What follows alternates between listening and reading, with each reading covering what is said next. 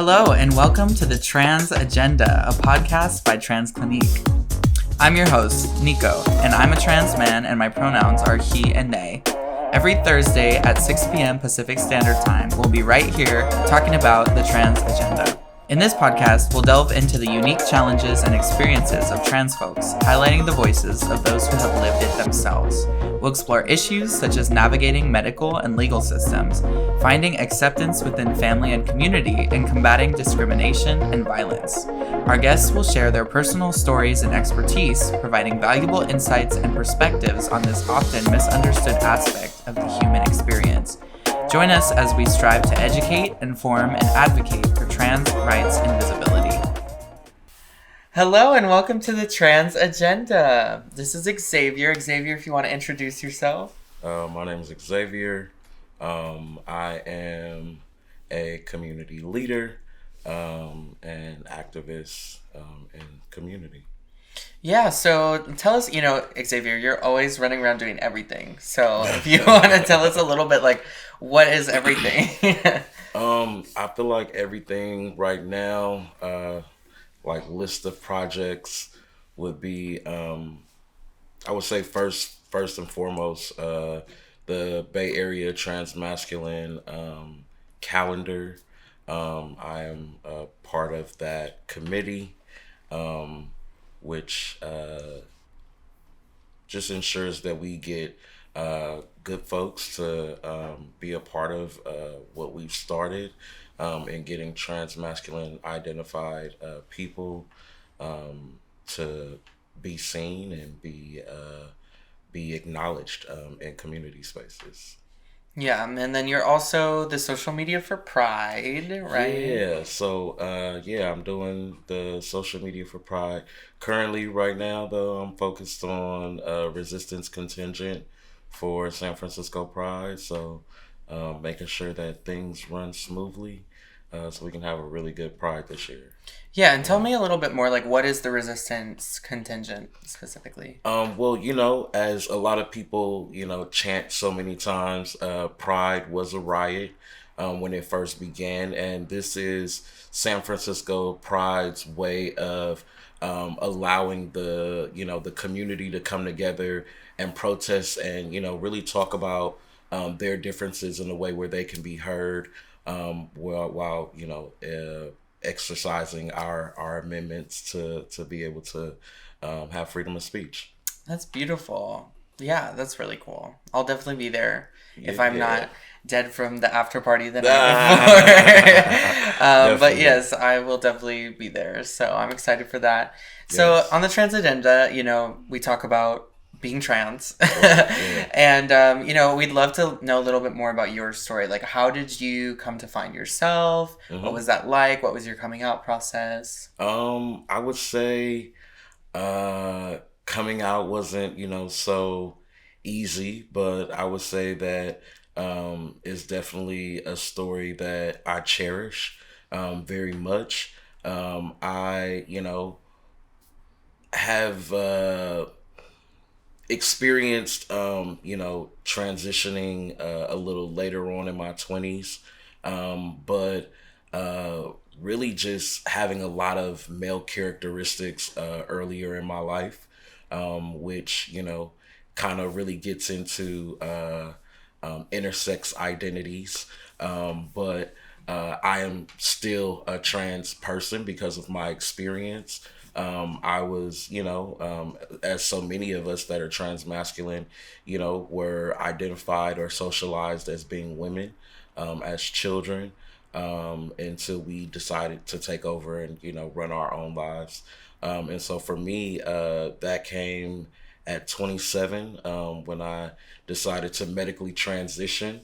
And that was a process that I really focused on for a long time. And was really scared to be honest with myself. Didn't want to be seen as, as a lot of people would say, weird or strange. Not weird. Yeah, let's be honest, right? That's what a lot of people fear, is the idea of being weird or not seeming normal to the rest of the society. And so for me, I decided to go ahead and just peel the Band-Aid off and do what I knew was best for me. And how did you know, because I know that you're just a very, like, you have a very strong personality, strong soul. Like, how did you know that that was what was right for you? Because to me, you've, like, always been that person. Yeah. So I can't even imagine. Honestly, I've always been this exact same way, which I think is like so funny. But, being told that you're a little girl as a child, you begin to like, I was confused. I didn't understand what that meant. I was just like, huh? Are you sure? And I learned that, I kind of felt that way at 5 years old, but wasn't, didn't feel comfortable to express it because my family were, very religious people. We grew up, I grew up in church. So that wasn't allowed or called for, No? they definitely, it was like, nah. Yeah. But I continued to have like, I was having a lot of like mental like meltdowns, and really, you know, having a lot of suicidal ideations and sometimes, trying to actually make it happen. And, it was happening too many times, and eventually I had to just be real and say, you know what, this is honestly, I don't know this girl thing. I don't think I understand what y'all talking about. But for me, I don't think this is working out. I think I need to break up with that idea. And I had had enough of feeling like I was so inadequate. Even feeling like I couldn't, when people ask you so many times like what identity you are you a boy or a girl? And you tell them you're a girl, and they look at you like, "Are you sure?" That Like, happened to me too. I don't know. I don't know. I don't think that's really what's happening. And being put out of bathrooms, right? Like, prior to medically transitioning, that was like hard and like really crazy because I'm like, see, not even they believe it. Like something is wrong here. And just, finally saying, enough is enough. I'm tired of fighting. I'm tired of running from this. I'm tired of not accepting myself and feeling okay. I'm tired of not feeling okay in my own body. And I said, you know what? Let's do it. I talked to my doctor and was like, yeah, let's make some happen. Let's make something happen. Let's make some changes. Yeah. And yeah, I started on my transition journey to medically transitioning, and it's felt like an eternity. But this is also the best I felt. Even with all of the things that I do in community, being tired and really not getting the rest or sometimes even the recognition, right, that we feel like we deserve. I still continue to move and I still continue to push because this is the best I've ever felt in my life, with actually being my authentic, true self, and not feeling like I'm up here cosplaying a life that somebody has made me put on. I don't know. Well, and it's interesting, right? Because as a trans person, you have all this inner turmoil before you transition, and there's obviously a reason why we're pushed to do the things that we do, but then we come out, right, and we're met with this world that just really isn't ready for the magic that we have. Absolutely. And so I wonder, for you, how is like, I have a lot of trouble with getting those two truths to work together. It's like, yes, I'm happier, and my life is so much harder now in a way. Absolutely. Yes. So like, how is that, like, what are the things that stand out to you about that process? I want to say, yes, life has been harder. But I felt like I was already like having those same instances, prior to medically transitioning. I looked a certain way. And so, I was already kind of deemed as a target, as America would see me being a Black identified man. People see me as a threat. So that really transitioned me into, oh, well, this is definitely that's gonna be how it is. Yeah. People are not gonna always be ready to accept the kind and beautiful, loving person that you really are. People see you as being either a target or very harmful, whether it be my mannerisms, the way I open my mouth and talk, or if it's just, my presence, my physical being, being like an issue for people, because they're not ready to receive, because of me being masculine, is really hard for people to take. Yeah, and I think, it's interesting because as I'm listening to you, I'm also thinking about the fact that trans people are everywhere and we come into the community from all different walks of life. Absolutely. And so when we all come together and we're like, hey, you are all oppressed in this one way, but you're also all hold different identities. Like there's some inter-community tension that happens with different people that hold power, right? Yes. And the people who are supposed to be helping you too. So I wonder if you could speak a little bit to like, what do you think those issues are in our community? I think one of the issues in our community is masculinity has been demonized.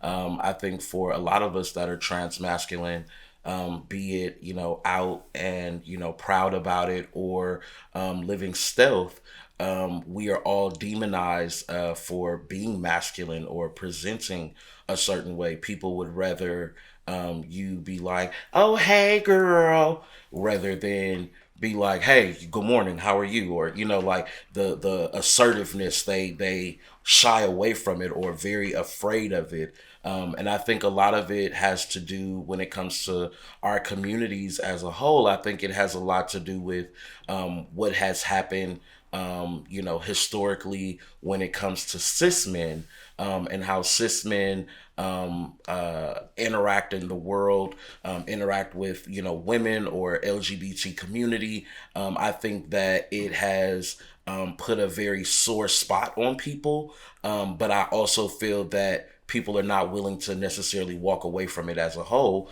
because they still chase after the trade, right? Right. Everybody still loves the trade, but demonize trans men because of our masculinity, because we look or to them seem more of the trade.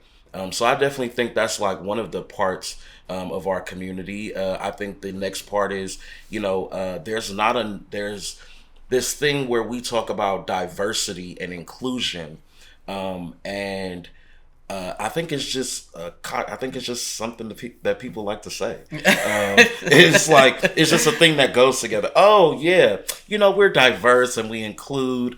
But what does that mean? But I don't think people have really looked in. What do they use? Webster Dictionary these days. I don't think that people have really deep dive into ChatGPT. Into what diversity and what inclusion really means. Because if that were the case, as LGBT community, we wouldn't leave trans people out. Then, when we deep dive into trans community wouldn't leave trans masculine identities and or non-binary identities out of the conversations or out or from the table. They would definitely include us and ensure that our voices are heard in every aspect, whether that means to actually grab somebody and say, no, let me make sure that you come to the table and be a part of this. Or if it's just, ensuring that, trans men of all different walks, not just, white or none, not just me. But not just, white or non-black, trans masculine identities. But the problem is that people fear black trans masculinity, or black masculinity, for that matter, is definitely one of the things that people really try to move away from. Yeah, and you actually beat me to my next question, which I love. But I was going to ask you, what are the steps that you feel that need to be taken in order to ensure that people are actually looking, not just ChatGPT and what should I say about diversity in my hiring statement or whatever, but like, what are the actions? Because I think people have a hard time with the abstract of diversity. Absolutely. But how do you take that into action and really make sure that that's being done? I think, really looking at the not just the commercial part of community, right? We have a community that are already in the spotlight. So you have some that are, are part of Hollywood and so on and so forth. But what have those people actually done within the community? What hard work, what ground roots work have they actually done to be really engulfed in the people that are actually out there and are actually experiencing despair within the community. I think that another thing is, talking to Black trans masculine folks. I think that there's, with it being demonized, people are afraid to actually have conversation with Black trans masculine folks, which I don't understand. We're very loving people, but I think that bringing those folks to the table, or figuring out what trans masculine folks are you close to. If you're not close to them, finding those people, getting close to them, learning who they are, because there's so many trans masculine identified people that are very talented and definitely are willing to do the work, but because we're not seen or validated in who we are, we are kind of like put on the outskirts of the community. But I think definitely people need to have more conversations, open it up to having those conversations, making sure that your organizations or whatever it is that you represent are showcasing and showing trans masculine identified folks, because this is the work that we do. This is the reason why all of these organizations get these grants, because you are indeed saying that you are helping these people in community. So it takes nothing but a couple of seconds to actually get to know those people that are in the communities that you claim to be for. But, making sure that your organizations are bringing, all of the different pieces of trans masculine identified people to the table, not just one. And I also think, something that Holy Old Man Bull, who's an amazing Indigenous activist, Absolutely. and I were talking about is so a lot, and Gatsby as well, and everybody in our calendar. We always talk about how a lot of the time, if we do see trans masculine folks, they're in labor positions. Absolutely. Right. And they're not in positions of power. Mm-hmm. And so it's like, I think we've gotten to the point where these orgs are like, oh, we do actually need to include trans men, which is like, okay, cool. But then it's like, but they're going to be just doing kind of like the labor intensive work or whatever. They're not in the decision making. Yeah. So I think, what you said is wonderful. And I would say, to add those folks that you're thinking of into decision-making positions. Absolutely. Bring us to the table, because our disparities are not like other trans men. Everybody's disparities are very different. And, if we're saying that we're all for community, why not ensure that all of those different people are seen? Because it doesn't take long to make sure that those people are included. Yeah, absolutely. Yeah. Well, I could talk to you forever. I'm like looking down. I'm like, wow, and everything you say, I'm just like, wow. But, I do want to ask you the question that we ask everybody on the podcast. Okay. And that is, what is your trans agenda? My trans agenda is, simple. I want trans masculine identities to be seen. I want us to be in a position of power. I want us to be put at the tables. I want people to cultivate trans masculine identities the way that they do our other siblings within community. That is my main thing. I think that when we think about masculine identities, we don't see them. They're not visible, and it causes things like a situation where trans masculine folks are being killed at a very high rate per usual. The only difference is that trans men are usually misgendered and dead named during those times. So my trans agenda is to make sure that we're seen, make sure we're visible, and make sure that we actually get the things that we deserve in our community. Yeah. How can people find you? I am on social media, but I would say Pyramid Kings is one way of being able to find me. PyramidKings.org is where I'm at. It's my organization. It is Black led, Black trans led, to ensure that our Black trans masculine identified brothers get mentorship and get resources, as many resources as I can provide. Yeah, I think that's like one of the main ways of being able to find me, one of the better ways. But social media, I'm on Instagram. You can find me at Yeah. What is it? San Francisco Pride. San Francisco Pride. Yeah. King all of the X-rated. things. Yeah. I was like, what is the thing? Oh, I know your Instagram. I'm like, what is the handle for that? Yeah. But yeah, and then you can find me with BayArea Trans Masculine Committee as we continue to do the calendar. Hopefully we have a year 3. But this has been an amazing second year for us. Yes. So I'm definitely excited, but that's another way where you can find me. Awesome. Well, thanks so much. Yeah, thank you. Trans individuals face unique challenges every day, from accessing healthcare to navigating legal systems. It is crucial that we work towards creating a society that is inclusive and supportive of people of all gender identities. This means advocating for policies and practices that prioritize the health and well-being of trans individuals, as well as challenging discriminatory attitudes and behaviors where they exist. By coming together to support and uplift trans voices, we can create a brighter and more equitable future for everyone.